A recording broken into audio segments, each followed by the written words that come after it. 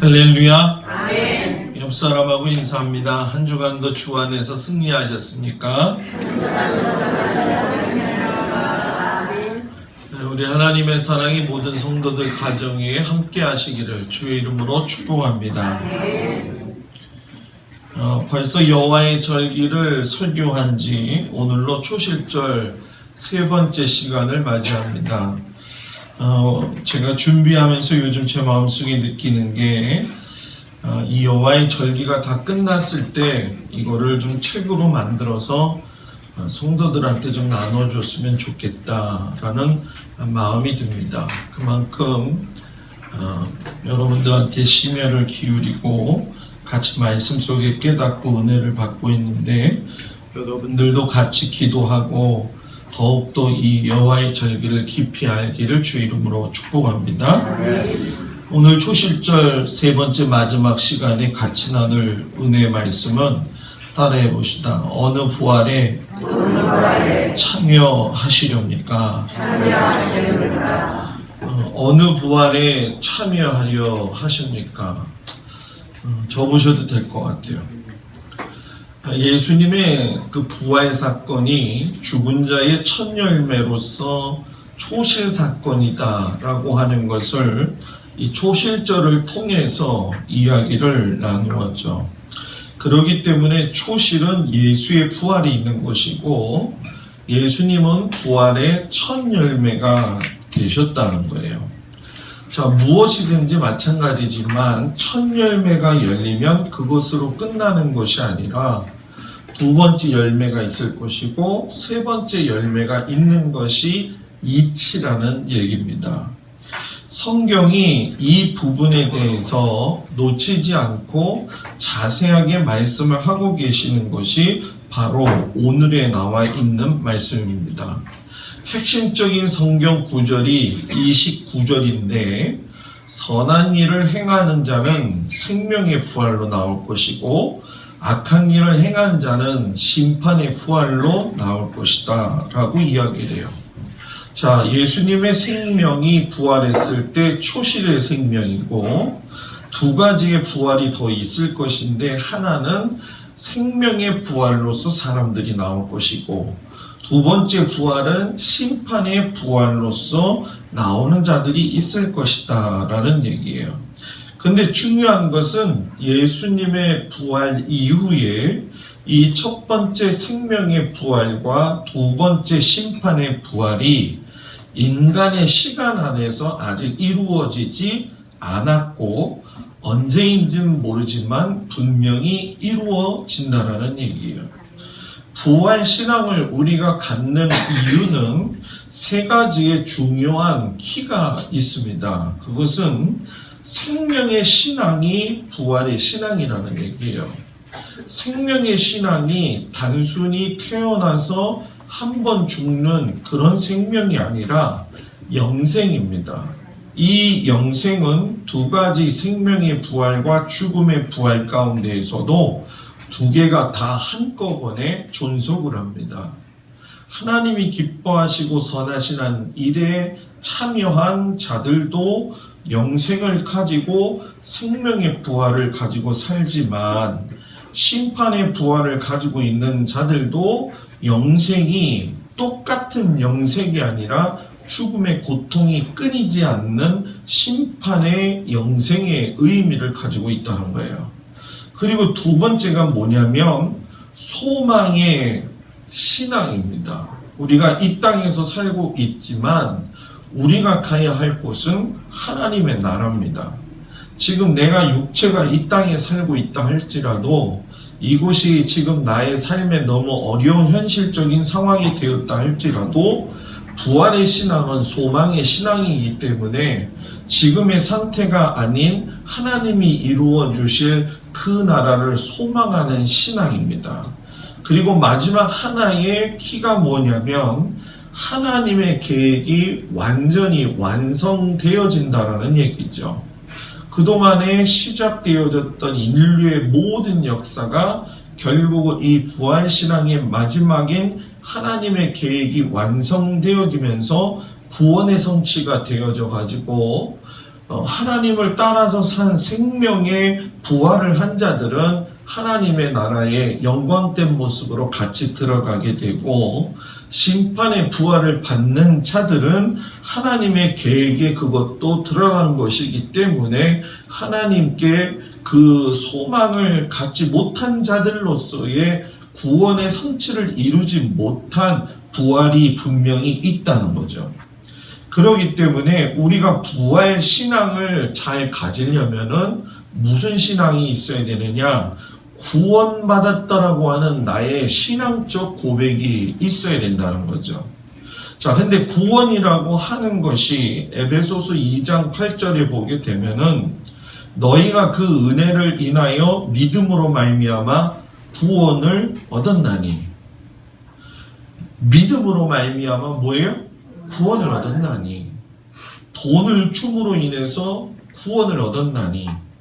보석을 줌으로 인해서 구원을 얻었나니. 그게 아니라 믿는 그 믿음 하나로 구원을 얻었나니. 이것이 너희에게서 난 것이 아니라 하나님의 선물이라.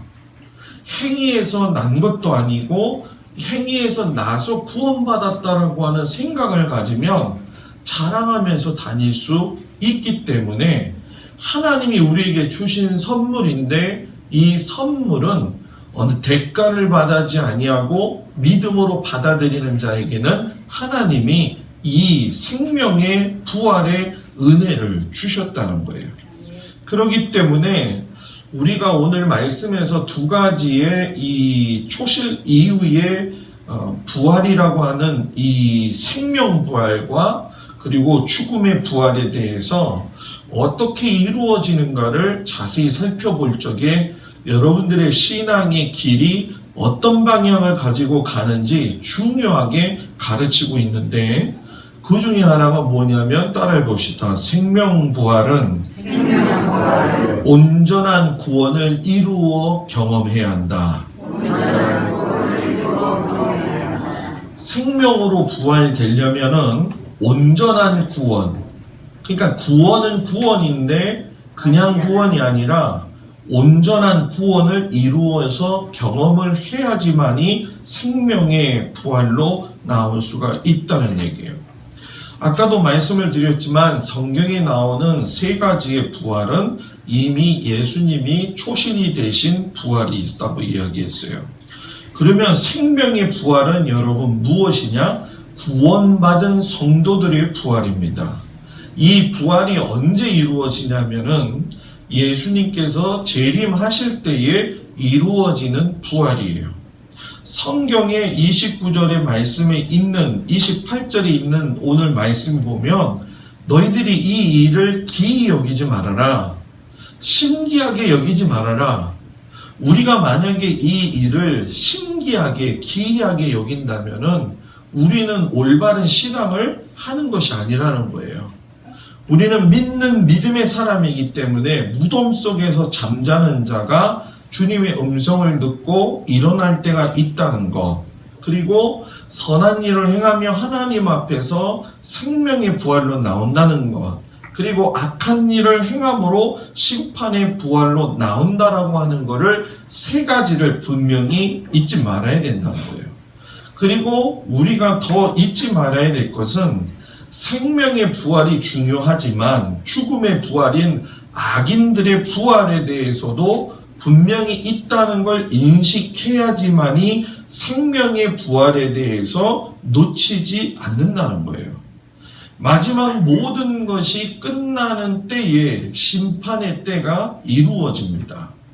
주님이 재림하실 때에는 생명의 부활이지만 세상과 온 우주 만물이 끝나는 때에는 하나님의 심판 백보자 앞에 나아가서 심판이 죽음의 심판으로서 끝나게 되어진다는 거예요. 그런데 이런 두 가지 문제를 이단들이나 교주들이 잘못 해석하고 자기 종교에다가 삽입을 시킴으로 인해서 사람들한테 두려움을 주거나 겁을 주게 됩니다. 신앙은 그런 것이 아니라는 거예요. 우리가 부활의 생명으로 나오면 기쁜 겁니다. 악인의 심판으로 나아가려지 않고 노력하는 것이 우리들이 가져야 될 본분이라는 거예요.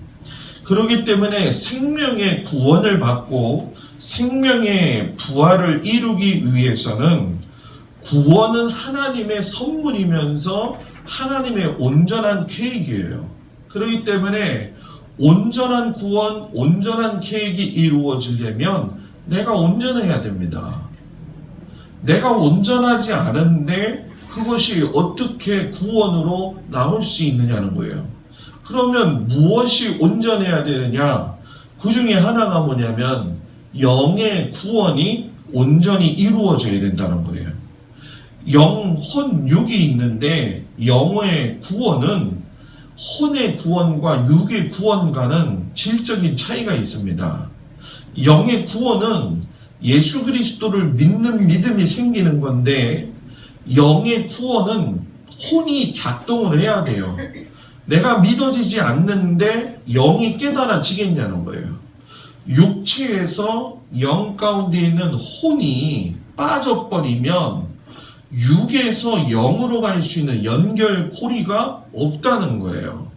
그렇기 때문에 우리가 신앙생활하면서 성경 말씀을 읽고 듣고 기도하는 것은 혼이 육체적인 삶 속에서 배우고 익혔던 모든 것들을 의지적으로 판단해서 영적으로 믿어질 적에 여러분 뭡니까? 아, 예수님이 왜 십자가에 돌아가셨느냐? 이거를 알게 된다는 거예요. 그냥 설교 말씀 가운데에서 예수님이 죽으셨습니다. 그러니까 예수님이 죽으셨으니까 믿으십시오. 어떻게 믿냔 말이에요. 육이 따로 놀고 영이 따로 노는데 믿음의 연결 고리가 없습니다. 이거를 깨달을 수 있는 건 뭐냐? 내가 듣고 혼이 그것이 받아들여질 적에 영에 이를 수 있는 구원이 되는 것이고 예수님이 나 때문에 돌아가셨다라고 하는 대속의 은총의 구원의 은총의 고백이 입술에서 나온다는 거예요. 그러니까 대속의 은혜는 내가 가진 죄에 대한 생명값의 은혜로서 깨달았다는 것이 혼적인 거. 그래서 신앙생활에 말씀을 듣는 것이 중요한 게 아니라 말씀을 들어서 그것이 의지적으로 내가 입으로 고백이 돼야지만이 그것이 아무 우리가 값없이 주는 선물 아니에요, 하나님이? 우리가 이걸 알게 되는데 돈 수억을 내고 공부합니까? 우리가 보석을 이만큼 낸 것만큼 하나님이 구원을 이루시는 걸 압니까? 아니거든요. 내가 의지만 가지고 하나님의 말씀의 설교를 잘 듣고 거기서 깨달아지는 것을 내 마음속에 믿고 입으로 시인하고 영의 인식이 되어지게 되면 이건 하나님이 값없이 주신 은혜의 선물이기 때문에 절대로 변하지 않는다. 절대로 변하지 않는다는 거예요. 그리고 또한 영의 구원이 이루어져야 되지만 생활의 구원도 온전히 이루어져야 된다는 거예요. 많은 사람들이 착각하는 게 무엇인 줄 아십니까? 영의 구원을 이루면 생활의 구원은 아무렇게나 생활해도 된다고 생각하는 거예요. 내가 예수를 믿었는데 세상 사람하고 별반 다를 것이 없다고 한다면 생활의 구원은 이루어지지 않은 겁니다. 믿음은요, 자라나는 겁니다. 성장하는 겁니다. 멈추면 열매를 맺을 수가 없고 온전한 과실이 나오지 않는다는 거예요. 그러기 위해서 우리 안에서 바뀌어야 되는 게 뭐냐면 생각이 바뀌어야 됩니다. 그 다음에 생각이 바뀌게 되면 성품이 바뀌게 된다는 거예요. 어떤 사람들은 목사님 타고난 기질이 있기 때문에 기질대로 그것도 예수 믿어야 됩니다. 예, 기질대로 한 사람이 성경에 나와 있습니다. 베드로도 그랬고 요한도 그랬고 마가도 마태도 그랬습니다. 그러나 그들의 생각과 그 기질이 끝까지 간 것이 아니라 마지막에 가서는 우리의 자식들이 사랑의 자식이 되었고 베드로같이 무식한 인간이 하나님 앞에서 자기 목숨을 내놓을 수 있는 사람이 됐다는 거예요. 이거는 기질이 바뀌었다는 겁니다. 성품이 바뀌었다는 거예요. 신앙은 생각이 바뀌어야 성품이 바뀌는데, 성품이 바뀔 때 성품의 대상이 누구냐? 예수 그리스도라는 거예요. 목사를 닮을 필요가 없어요. 예수님을 닮으면 되는 거예요. 어떤 사람들은 생각과 성품이 바뀌었다고 하니까 고상한 인격체로 바뀐 거, 믿는 척하는 모습, 내가 나름대로 어떤 상황 속에서 고귀한 어떤 인격체로 변화된 것이 바뀐 것이 아니냐, 이렇게 생각을 해요. 근데 여러분, 이런 경우에 나타나는 현상은 부작용이 분명히 있습니다. 왜냐하면 겸손하지 못하고 교만하여지고 분란을 일으키게 됩니다. 남을 무시하게 됩니다. 여러분, 미안한 말 한번 해볼까요? 교회가 왜 성장하지 못하고 예수를 믿지 않는 사람들이 교회에 대해서 신뢰감을 느끼지 못하는 이유가 뭐냐? 생활의 구원인 이 성품과 인격의 변화가 없기 때문에 예수 믿는 사람이 더 겸손하지 못하고, 예수 믿는 사람들이 더 교만하고 남을 무시하는 눈으로 쳐다보는데, 사람은 하나님이 인지하게 만드셨기 때문에 그 인지하는 능력을 가지고 다른 사람이 나를 무시하는지 안 하는지 다 압니다. 교회 안에서도 마찬가지 아닙니까? 누가 나를 무시하고 있는지 여러분 다 압니다. 사람은 멍청한 게 아니고 짐승이 아니에요. 여러분, 짐승도 개가 자기가 이뻐함을 받으면 사람 앞에서 꼬리를 뭐예요? 흔듭니다. 자기를 미워하는 사람이 있다고 한다면 개도 꼬리를 내립니다. 하물며 교회 안에서 우리가 신앙생활을 할 적에 저 사람이 인식하지 못하는 것처럼 내가 성품이 변화되지 못해서 저 사람을 깔보는 마음을 가지고 있다? 상대방이 그거 모르는 줄 아십니까, 여러분? 다 압니다. 그런데 참는 겁니다.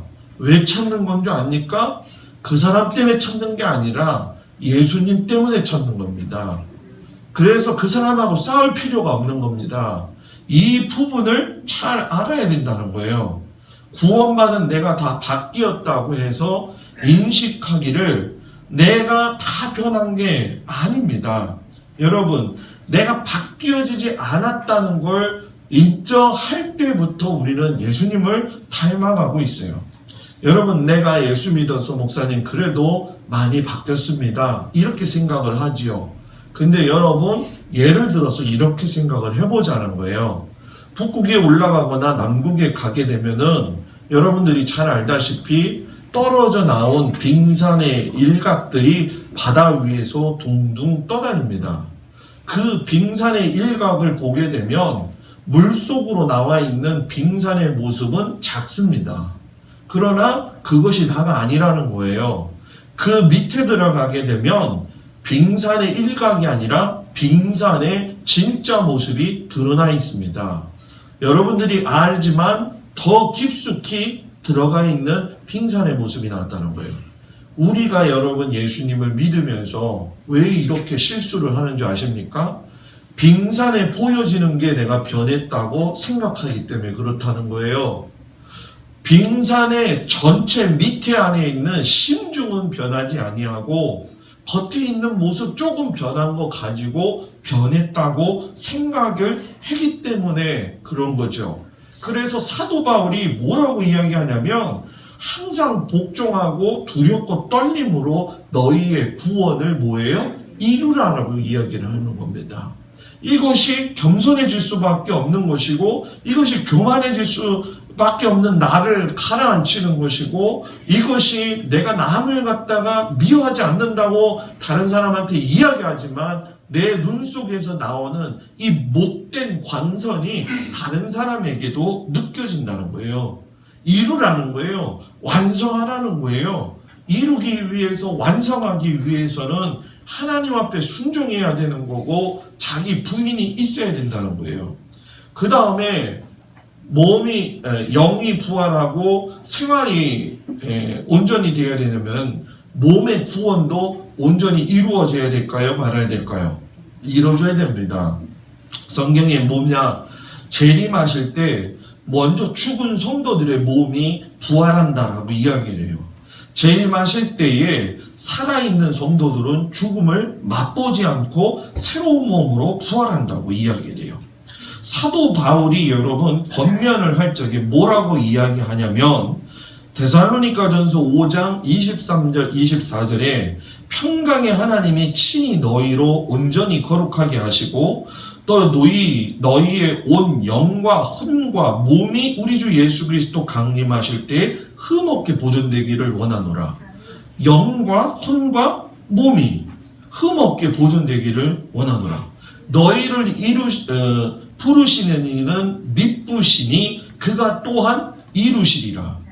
하나님의 온전한 구원함을 이룬 사람은 예수 그리스도를 영으로 믿음으로 고백하고 이제 여러분 생활까지 변화된 다음에 성도의 몸까지 변화되게 되는데 육신의 온전한 구원을 방해하는 요소가 우리가 살아있을 동안에 계속적으로 이루어진다는 거예요.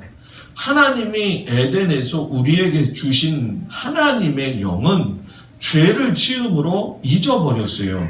그렇기 때문에 우리가 예수 그리스도를 영접하고 하나님의 구원받는 자녀가 되었지만 죄의 속성은 우리 안에 분명히 있습니다.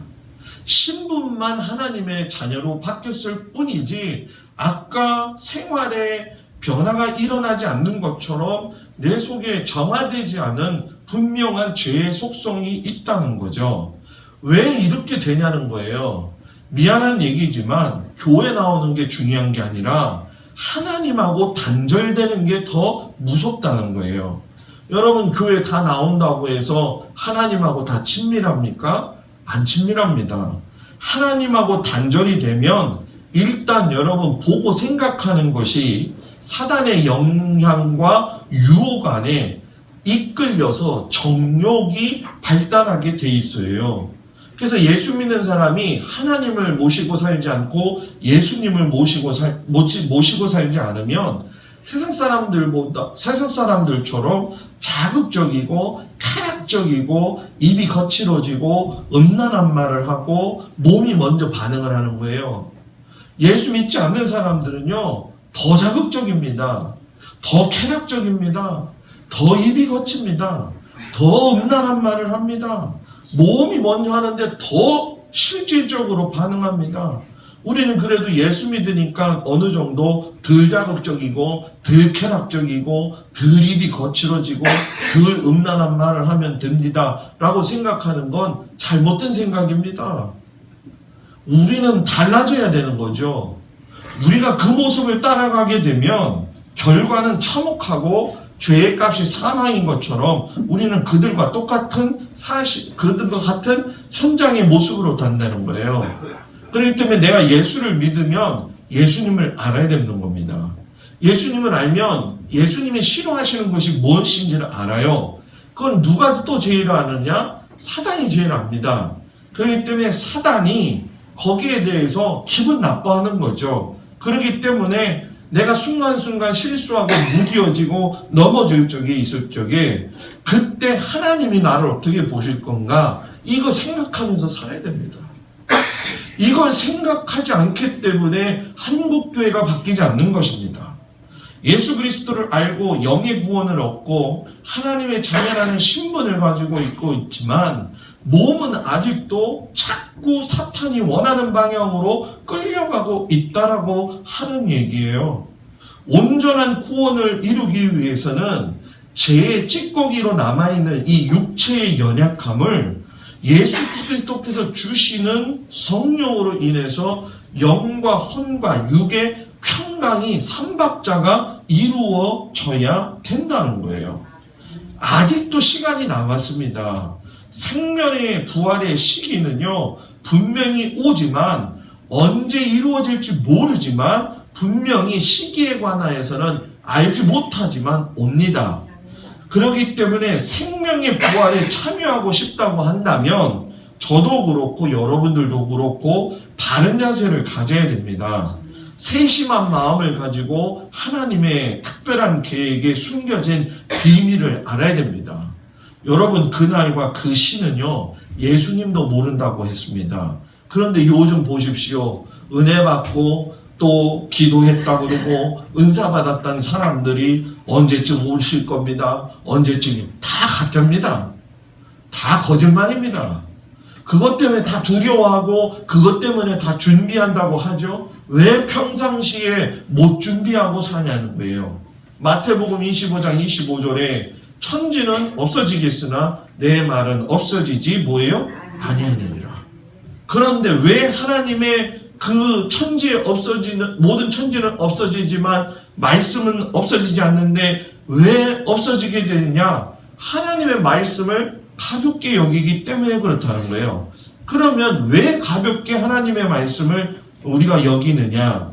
말씀을 아는 것만큼, 그 깊이가 들어가는 것만큼 생활 태도가 연결되지 않게 되기 때문에 그렇다는 거예요.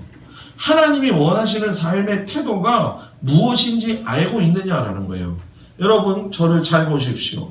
예를 들어서 성재은 집사님이 저한테 목사님 이거 필요하시죠? 라고 이야기하는 것과 필요하다고 생각해서 저한테 하는 것에서는 차이가 있을까요? 없을까요? 뭐가 있는 건가요? 차이가 있는 걸 여러분들이 이야기했잖아요. 뭐가 있느냐는 거예요. 예를 들어서 목사님 뭐가 필요하십니까? 그러면 나의 의견을 존중해 준 거예요.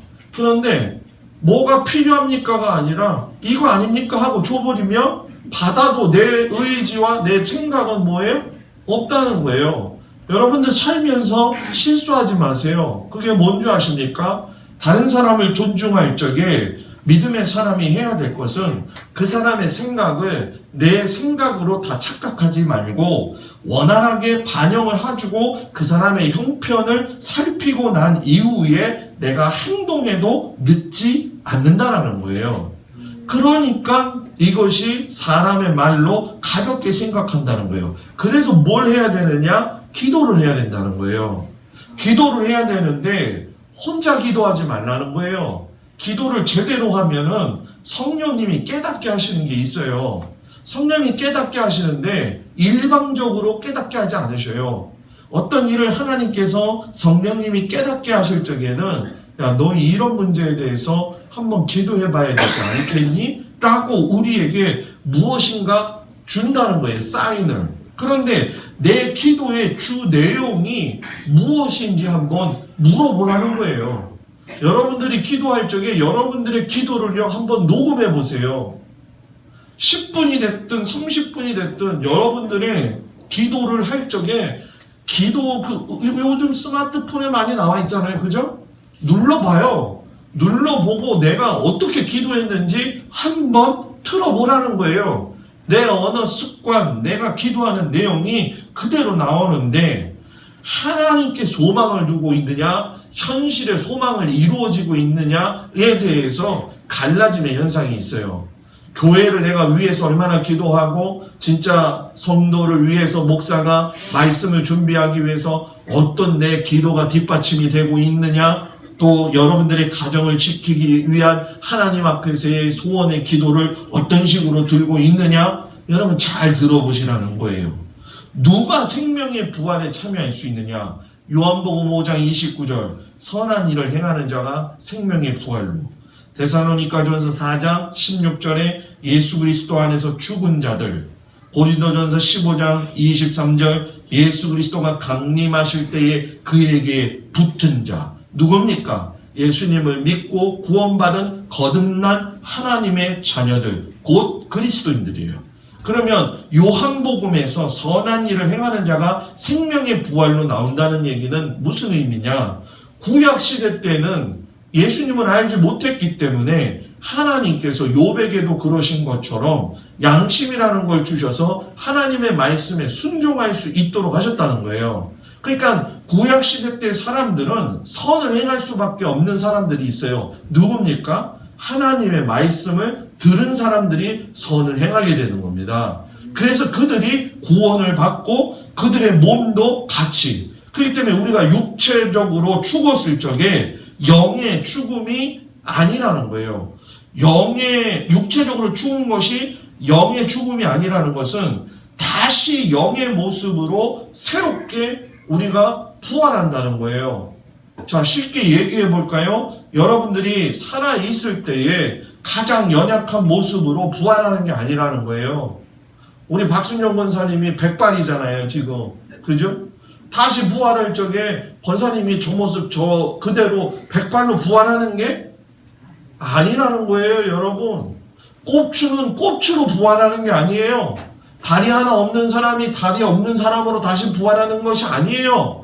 하나님이 그를 원래 만드셨던 모습으로 부활시키시면서 그가 가지고 있는 모든 육체의 연약함을 전부 다 없애고 부활시키신다는 거예요.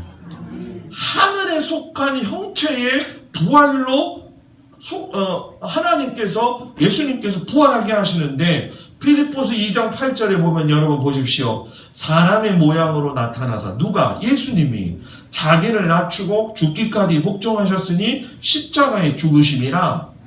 인간의 모습이었을 때 인간이 모든 느끼는 경험을 다 하셨다는 거예요.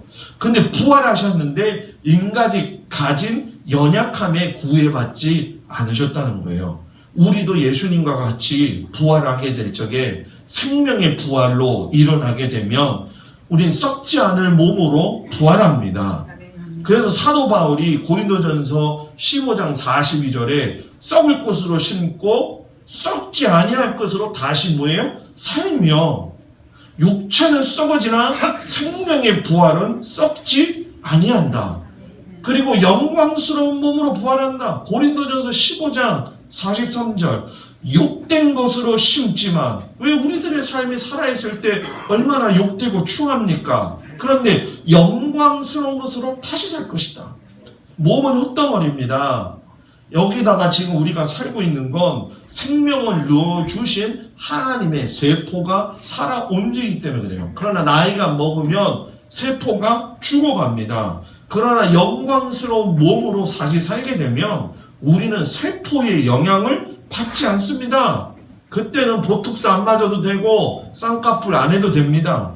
세상에서 제일 이쁜 게 아니라 온 우주에서 제일 멋있는 남자, 제일 멋있는 여자로서 아름다운 하나님의 형체를 가지고 뭐예요? 태어난다라고 하는 사실이에요. 그것이 바로 여러분 뭐예요? 신령한 몸이라는 거예요. 저도 그렇고 여러분들도 그렇고 우리는 이 초실 되신 예수님의 생명의 부활 속에 참여하기를 주의 이름으로 축복합니다. 그러면 마지막으로 심판 가운데 부활하는 자는 생명책에서 지워진다는 거예요.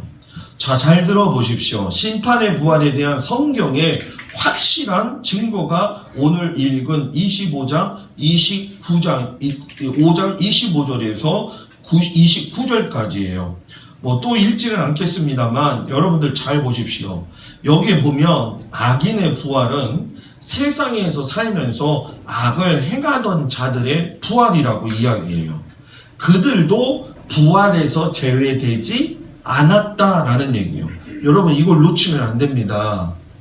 이걸 놓치고 있기 때문에 막 사는 겁니다. 분명히 부활한다는 거예요. 그런데 죽음의 부활, 영접하지 못한 자들의 부활로서 부활하게 되는데 그들이 왜 그렇게 부활하느냐? 첫 번째는 예수님을 믿지 않았고 두 번째는 구원의 기회를 주셨는데 그것을 가볍게 여겼다는 것이고 그러기 때문에 구원의 삶에서 뭐예요? 제외됐다는 거예요. 계시록 20장 12절의 말씀에 보니까 또 내가 보니 죽은 자들이 물론대소하고 그 보좌 앞에 있는데 책들이 펴있고 또 다른 책이 펴져 있으니 생명책이라. 죽은 자들이 자기 행위를 따라 책들에 기록된 대로 심판을 뭐예요? 받으리라. 여러분 보세요. 그 보좌 앞에 서 있는데 책들이 펴있고 또 다른 책이 펴졌으니 생명책이라. 그러면 하나의 이 책은 무슨 책이냐? 죽은 자들이 자기들의 행위에 따라서 했던 책이라는 얘기예요. 그러니까 죽고 나쁜 악한 일을 했던 자들의 모든 것들이 적혀져 있는 책이 있다는 거예요. 그래서 여러분들이 구원받은 자녀들을 위해서, 구원받기를 위해서 기도해야 할 이유가 되는 겁니다. 그냥 건성건성으로 학교 다니는 것처럼 우리가 신앙생활 하는 것이 아니라는 거예요. 그러면 심판날에 어디서 부활하느냐? 옥에 갇혀서 신음하던 자들이 부활을 합니다. 지난주에 우리가 이야기 나눴죠? 옥에 어떤 사람들이 있었는지, 그리고 불꽃에서 타지도 않고 죽지도 않는 경험한 자들이 부활을 합니다. 마가복음 9장 48절 49절에 그대로 나와 있어요. 거기는 구더기도 죽지 않고 불도 꺼지지 아니하느니라. 사람마다 물로써 소금 치듯하니라. 소금을 불 가운데서 태워보십시오. 얼마나 뜨겁습니까? 그런 자들이 그대로 부활해서 주님 앞에 선다는 거예요. 그러면 그들이 어떻게 살았냐는 거예요. 로마서 1장 21절에서 23절에 보면 하나님을 인정하지 않고 무시하고 반역했다라고 이야기해요.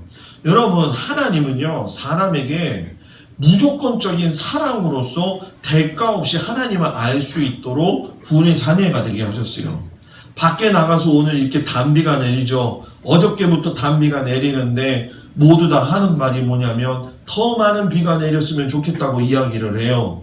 자, 이 얘기가 무슨 얘기입니까? 비가 안 올 적에는 여러분, 비의 소중함을 이제야 비로소 알게 된다는 거예요. 자, 이 비가 옴으로 인해서 하나님이 살아계신 것을 우리가 알 수 있게 되는 거예요. 그러니까 사람은 나가서 하늘을 보고 땅을 보고 바다를 보면 하나님이 살아계신 것이 다 나와 있어요. 다 보이는 게 다 하나님의 작품이고 하나님이 만드신 거예요. 그런데 이거를 부인한다는 거예요. 그리고 어떤 사람이 또 죽음의 부활로 부활하느냐? 로마서 1장 25절에 보면 하나님의 말씀을 왜곡해서 우상을 만들어 섬기던 자들입니다. 이건 심각한 겁니다. 우상을 만든다는 건 자기 혼자만의 우상의 문제가 아니라 하나님을 왜곡되게 만들어가지고 하나님을 믿는 것을 믿지 못하게 하고 다른 자들의 영혼까지도 지옥으로 이끌고 가는 자들이에요. 그런데 문제는 뭐냐면은 마음속에 단절이 되어지게 되는데 우상을 섬기게 되면 지와 정과 의가 여러분 뭐예요? 단절이 됩니다. 누구하고? 하나님하고. 그러니까 여러분 돼지머리 앞에다 갖다 놓고 거기다 절하는 거예요. 여러분 만물의 영장이고 하나님이 여러분들을 생명 주셔서 만들었는데 다스리라고 생육하고 번성하라고 명령하셨는데 고사 지낸다고 하면서 돼지머리 앞에 갖다 놓고 거기에서 절하는 바보 같은 사람이 누가 있습니까? 지하대장군 여장군 만들고 여러분 생각해 보세요. 불상을 사람이 손으로 만들었는데 거기다가 절하는 게 그게 사람의 지정의가 망하지 않으면 할 수 있냐는 거예요. 생각이 없다는 거예요. 뭐가? 하나님하고 단절이 됐으니까 생각하지 못하는 거예요. 그냥 돼지 머리는 삶아가지고 편육 만들어 먹으면 그냥 최고입니다. 다른 어떤 걸로 거기에 절할 필요가 없다는 거예요. 그러니까 이런 사람들의 결과가 뭐냐? 정욕대로 삽니다. 정욕대로 산다는 얘기는 서로 몸을 욕되게 한다는 거예요. 여러분, 이런 사람들은 지정의가 망각이 되니까 여러분 뭐 하고 있는 거예요? 음란하는 걸 즐겨하고 동성애를 즐겨하고 여러분 뭡니까? 하나님과 반대되는 짓만 골라서 한다라는 얘기예요. 하나님에게 도전해서 육신과 영의 질서를 갖다가 파괴해버리고 하나님의 말씀을 들어도 알지도 못하고 깨닫지도 못하고 상실한 마음, 회개의 영이 부어질 수가 없다는 거예요. 그들에게 나타나는 모습이 결국 뭡니까? 불의하고 추악하고 탐욕스럽고 악의하고 시기하고 살인하고 분쟁하고 시기하고 비방하고 말이에요. 하나님의 사람을 미워하고 교만하고 자랑하고 부모 거역하고 무자비하게 행한다는 거예요. 여러분, 우리들 성도들 안에 이런 모습들이 있다고 한다면 하나님 앞에 일주일 동안이 아니라 회개람 받을 때까지 회개해야 됩니다. 회개해야 됩니다. 예? 이거 하나님 원하시지 않는 거예요. 가장 무서운 자들이 누구냐? 이단과 이단에 빠진 자들입니다. 복음의 변질을 시켜서 영혼의 변절이 왔어요. 자기들만 죽이는 게 아니라 남의 영혼을 죽여서 배교하게 만드는 겁니다. 영적 분별을 못해서 진리의 길을 걸어간다고 하지만 어둠에 가리워져 가지고 하나님의 말씀의 빛이 들어오지 않는다는 거예요. 여러분, 고라와 다단이 왜 죽었습니까?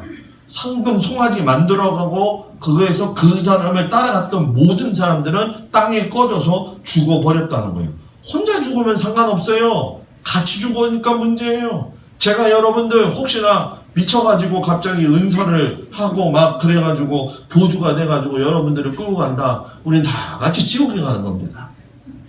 그러니까 여러분들이 저를 위해서 기도할 이유는 단 한 가지밖에 없습니다. 하나님의 말씀을 정확하게 알고 정확하게 연구하는, 정확하게 전하는 목사님이 되게 해달라고 기도하는 겁니다. 아멘. 이게 생명이고 이게 제일 여러분들이 우선적으로 기도해야 될 문제라는 거예요. 그러면 심판의 부활을 왜 하나님이 말씀하셨느냐? 잘 들으십시오. 하나님께서는 살아계신 것과 하나님께서 순종하지 않는 자의 결과를 분명히 보여주시기 때문에 그것을 만들었다는 거예요. 하나님은 죽은 자의 하나님이 아니라 산 자의 하나님입니다. 생명의 부활자들은 함께 세우셔서 하나님이 살아계신 것을 보여주는 거예요.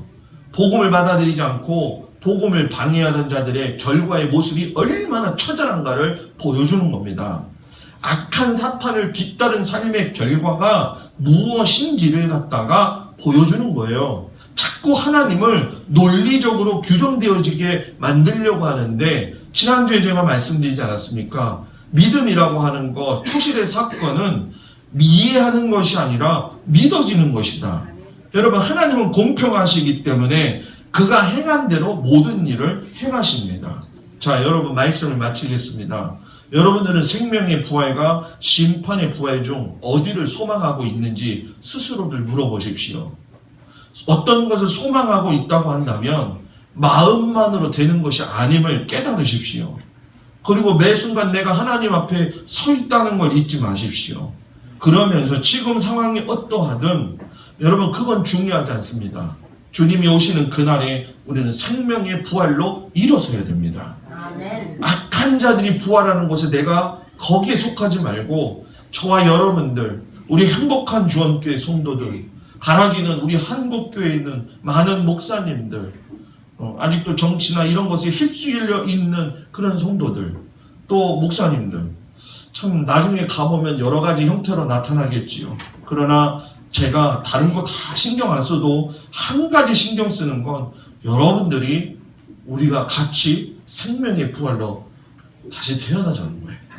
아멘. 이 말씀을 붙들고 한 주를 살아가시면서 나는 생명의 부활로 갈 거야. 생명의 부활로 갈 거야. 이런 믿음을 가지고 승리하기를 주의 이름으로 축복합니다. 아멘. 다 같이 일어나셔서 하나님 앞에 통성으로 기도하겠습니다.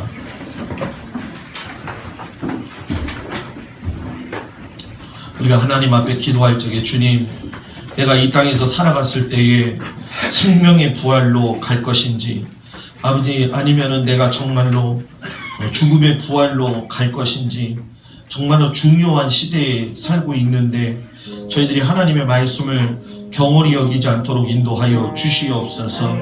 하나님, 우리 성도들을 축복합니다. 세상의 그 어떤 사람들보다도 하나님의 말씀을 잘 들을 수 있도록 인도하여 주시옵소서. 우리 다 같이 통성으로 기도합니다. 아버지 하나님, 사랑하는 성도들을 축복합니다. 저들이 믿음 안에서 바른 믿음을 가지고 살 수 있도록 인도하여 주시옵소서. 하나님, 은혜가 아니면 살 수 없습니다. 아버지, 초실절을 통해서 우리가 하나님께서 우리에게 주신 인생이 있음을 분명히 느낍니다. 아버지 하나님, 어느 부활에 참여하겠습니까? 생명의 부활에 참여하겠습니까? 아버지 하나님, 죽음의 부활에 참여하겠습니까? 어느 부활에 참여하렵니까? 라는 이 질문에 대해서 다시 한번 깊게 생각할 수 있도록 인도하여 주시옵시고, 우리 성도들이 살아가는 삶의 현장에서 어렵고 힘들다 할지라도 인내하게 하여 주시옵시고, 주님의 선한 뜻을 따라서 살아갈 수 있도록 인도하여 주시옵소서. 살아계신 아버지 하나님께서 생명의 빛으로 인도하여 주시옵소서. 아버지 하나님, 우리가 너무나도 연약함을 고백합니다. 하나님, 우리가 지금까지 예수님을 믿고 따라왔지만 아직도 부족한 면에서 너무나도 실수가 많습니다. 하나님, 저희들이 주님 앞에서 온전한 모습으로 살아갈 수 있도록 인도하여 주시옵소서. 아버지, 생명의 부활이 있고 죽음의 부활이 있습니다. 나는 어디를 소망하고 살아가고 있습니까? 바라기는 우리 교회 모든 성도들이 생명의 부활을 사모하고 소망하면서 살아갈 수 있도록 인도하여 주시옵소서. 하나님, 저들의 삶의 일터가 너무 어렵고 힘이 들어서 피곤할 때도 있지만 이 세상의 모든 것이 다가 아니라 하나님이 만들어 놓으신 저 하늘나라의 생명의 부활이 있다는 사실을 깊이 깨닫게 하여 주시옵소서. 이제는 우리 주 예수 그리스도의 은혜와 우리를 사랑하시는 아버지 하나님의 그 놀라우신 사랑과 성령님의 감동하시고 위로하시고 돌보심이 이제 생명의 부활을 사모하며 나아가는 우리 모든 사랑하는 성도들 위에, 또 이 자리에 참석하지 못한 성도들 위에 이제로부터 영원토록 함께 하시기를 간절히 축원하옵나이다. 아멘.